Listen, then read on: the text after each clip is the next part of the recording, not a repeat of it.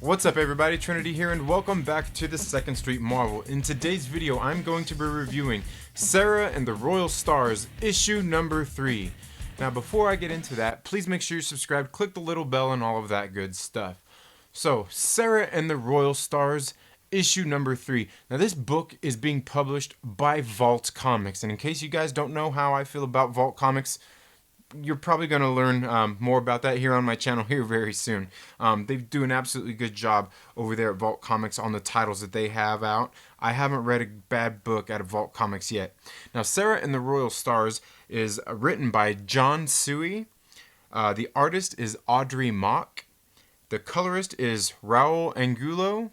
And the letterer is Jim Campbell. I'm going to go ahead and show you guys the names there because I'm sure I butchered those. I'm terribly sorry, especially for the people who are doing this book if I butchered your names, because I got to tell you guys, this is a magnificent series.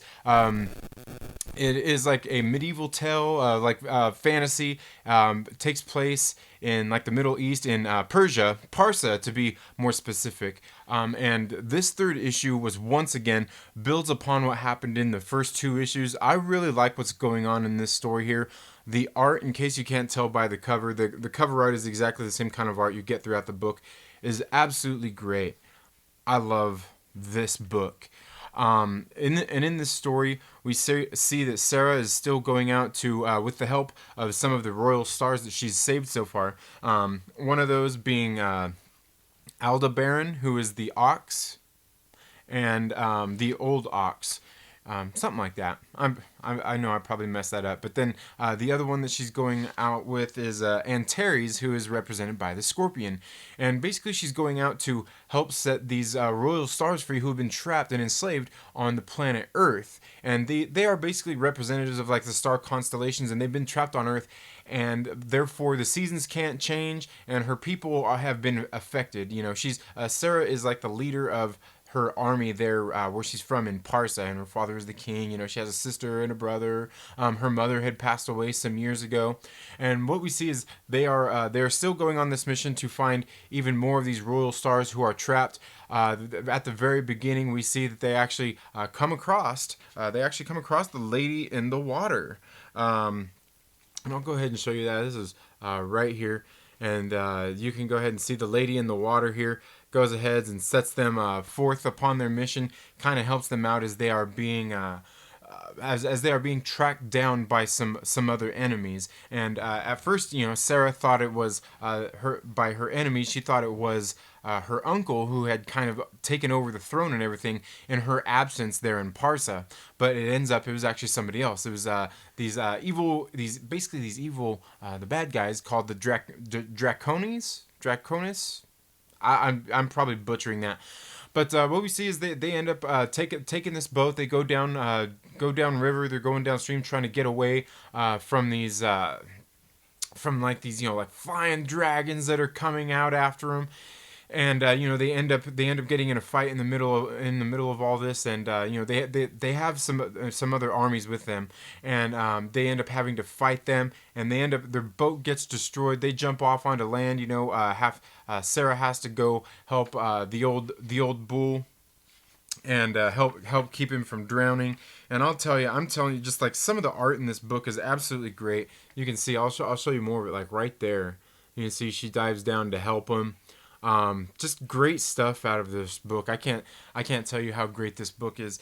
And so she goes and she gets with the old the ox, Aldebaran, and she helps save them. They get on land and they go there with the Scorpion. Here we're seeing representative here is God, what was her name again? Antares.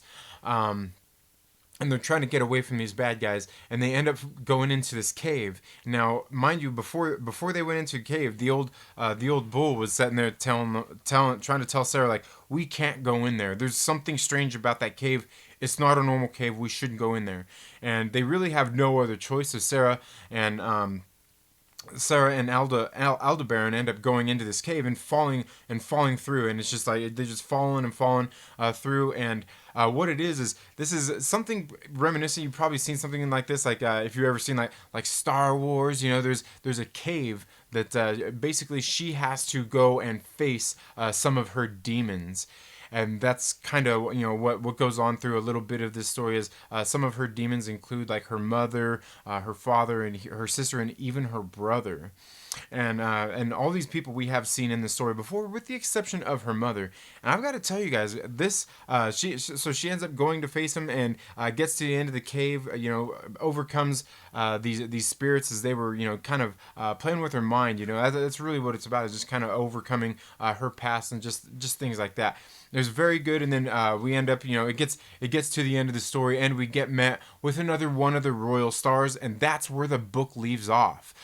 Basically getting ready to set us off in the next adventure for issue number 4. And I'm telling you guys, like I can't say enough good things about this book, Sera and the Royal Stars. It's a medieval, like, fantastical tale.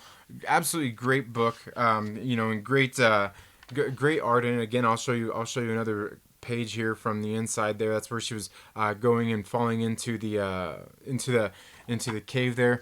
Great book. I can't wait to get into. I'll show you even the last page here. I mean, right here where we see that she's going into the where she goes and meets the final, you know, well, I guess not the final, but one of the other royal stars. Great book, great issue. Once again, this book has been very great. Every single issue leaves on like that kind of perfect cliffhanger that makes you want the next issue. And that's something I've got to say I've enjoyed out of every single one of the titles that I've read on Vault Comics. Vault Comics is a publisher. They've been around since 2016. Small family-owned company, putting out original creator-owned stories. And this book is no different. I'm telling you, this is an exciting book, and it's not in the realm of superheroes and all that stuff. You know, one of the things that you guys know I love here on this channel. But this book, I'm telling you, these guys are doing a good job over there at Vault Comics. This book is one that I highly recommend that you go read. If you're just into reading good stories, you don't even have to be into fantasy or medieval times or anything like that. You don't have to be. This is a well-written book. It's got a strong female lead in it, and she's well-written in the fact that she don't have to tell you any of that. You just see it. You know, and that's something that we don't get out of a lot of books these days. You know, it seems like a lot of them out there by the big two. You know, some of them out there, we got to see all that stuff out there, pushing all that stuff. You know, like, you know, she's got to tell you that she's strong and all that kind of stuff. Not in this book. This book is really well written. They let the story do all the telling, and that's one thing I definitely enjoy out of this book, and even more so, this publisher over at Vault Comics. But let me know down in the comments below, have you read Sera and the Royal Stars? If not, is it something that you think you might be into? Let me know down in the comments below. That's all I have for this video today, folks. Thank you all so much for tuning in to the Second Street Marvel. If you haven't already, please make sure you're subscribed and click that little bell so you get notifications anytime I have uploaded new content. And if you like this video, please give it a thumbs up. And while you're at it, make sure that you share it with a friend and invite them to come hang out with us here on the Second Street Marvel. You all have a very good day. Happy reading. Go out and support your local comic book shop, and we'll see you all in the next video. Later.